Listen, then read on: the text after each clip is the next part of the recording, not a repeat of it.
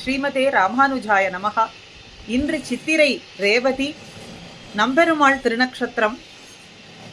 நம்பெருமாள் நம்மாழ்வார் நஞ்சீயர் நம்பிள்ளை என்பர் அவரவர்த்தம் ஏற்றத்தாலே. அன்புடையவர்கள், இவர்களிடத்திலே அதீதமான காதலும் பக்தியும் கொண்டவர்கள் இவர்களுடைய ஏற்றத்தை அறிந்து இந்த நாமத்தை சாத்தினார்கள். நல் நெஞ்சே, நல்ல நெஞ்சே, இதை அறிந்து நீ சொல்லி ஏத்துவாய். இன்று இந்த நாமத்தின் பெருமையை அறிந்து இன்று துதிப்பாயாக.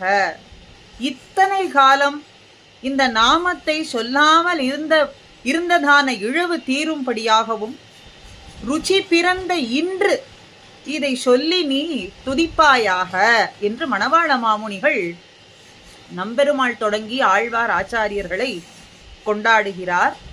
நம் என்று சொன்னாலே நம்முடைய மிகவும் நெருக்கமான நம்பெருமாள் படையெடுப்பின் காரணமாக நம்பெருமாள் திருவரங்கம் விட்டு பலகாலம் வெளியே இருக்க, சில காலம் கடந்து மறுபடியும் திரும்பி வந்த பொழுது இவர் நம்பெருமாள் தானா என்ற சந்தேகத்தை தீர்க்கும்படியாக ஈரங்கொல்லியான் ஒரு வண்ணான் நம்பெருமாளினுடைய ஈர வாடை தீர்த்தத்தை பெற்று அதன் வாசனையை நுகர்ந்து இவர் நம்பெருமாளே நம்பெருமாளே என்று கொண்டாடினதனாலே நம்பெருமாள் என்கின்ற திருநாமமே ஆயிற்று.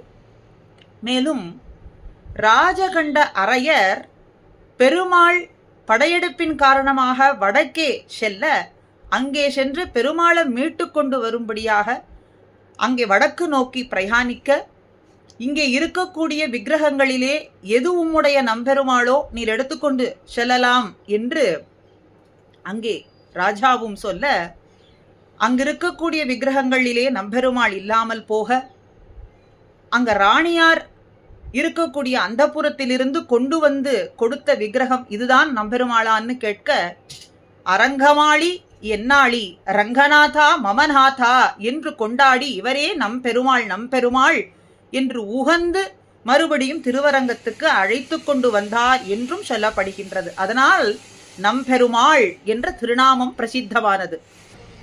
நம்மாழ்வார், நஞ்சீயர், நம்பிள்ளை இவை எல்லாமுமே நம்பெருமாள் இடத்திலேயே நாம் காணலாம் என்கின்ற ஏற்றம். ஆக இந்த நாமங்களினுடைய ஏற்றம் தெரிந்த இன்று, ருச்சி பிறந்த இன்று இந்த நாமத்தை நன்னாக ஏற்றுவாயாக. ஸ்வரூபத்துக்கு ஏற்றபடி நீ ஏற்றுவாய்.